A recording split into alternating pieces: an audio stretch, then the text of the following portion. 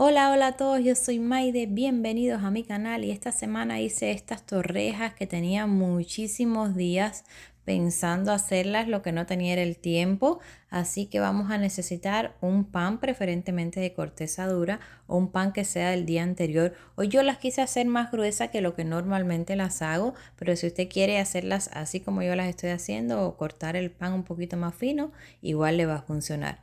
Vamos a necesitar 2 tazas de leche para sumergir las torrejas y a esto le vamos a agregar un poquito de canela. En este caso yo usé canela en polvo, pero si quiere usar palitos de canela le va a funcionar también. Le vamos a agregar media cucharadita de extracto de vainilla. Esta no es la receta original que se hacía con vino blanco, con nuez moscada.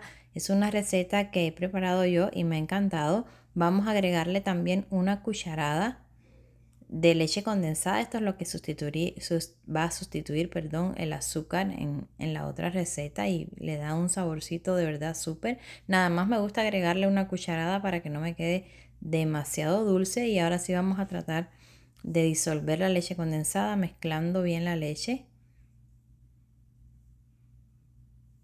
Y cuando tengamos todo mezclado lo vamos a llevar a una cacerola. ¿Y por qué lo vamos a llevar a una cacerola? Porque lo necesitamos llevar al fuego, no para cocinarlo por mucho tiempo, sino solamente para que la leche se caliente y absorba un poco más lo que es el sabor de la canela y en este caso también que se diluya bien la leche condensada. Esto te va a tomar aproximadamente unos 5 minutos nada más. La leche no debe hervir, solo ponerse caliente. Y ya cuando terminamos con la leche vamos para el huevo. Vamos a usar solamente 2 huevos y los huevos sí necesitamos batirlos muy bien, que nos queden bien líquidos porque va a ser más fácil a la hora de sumergir la torreja. Y ahora sí vamos con el proceso.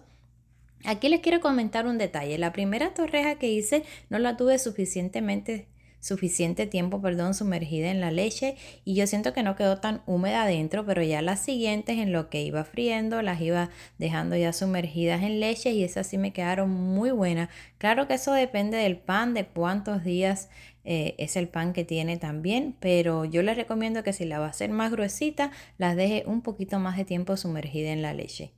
Y ya que la pasamos por la leche, la vamos a pasar también por el huevo. Yo creo que a mí lo que me sucedió esta vez con las primeras fue eso, que no lo dejé suficiente tiempo porque ya las últimas que hice quedaron bien húmedas. Así que tenga en cuenta eso. No vaya a dejar que el pan se le desintegre y ya pasadas por huevo están listas para freír.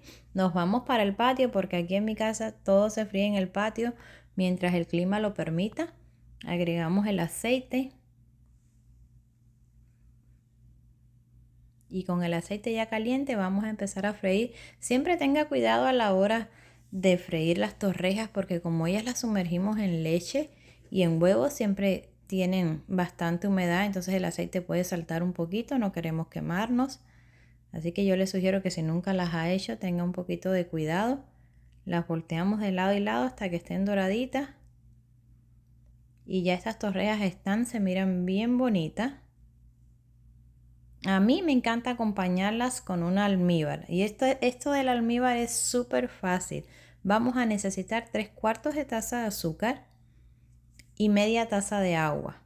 Le vamos a poner una ramita de canela y una estrellita de anís y esto lo vamos a dejar hervir por unos 10 minutos. Es una almíbar facilita y que queda bien ligerita, no tiene que espesar ni nada. A los 10 minutos ya nuestra almíbar va a estar, ya nuestras torrejas fritas, miren qué bonitos se miran.